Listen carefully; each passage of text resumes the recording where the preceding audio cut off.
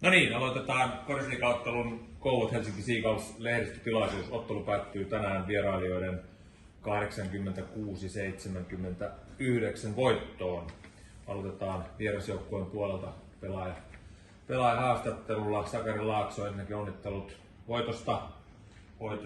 Ja mitenkäs vetäisit yhteen illan ottelun?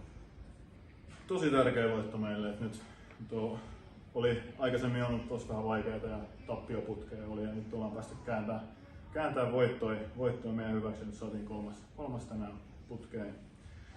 Varsinkin toisen neljänneksen intensiteetti ja hyökkäyspeli sujuu, ja se nyt sitten takas meille semmoisen välimatkan siinä, että Kouvat ei lopun kovasti pyristelystä sieltä päässyt meidän kannalle ja ohi.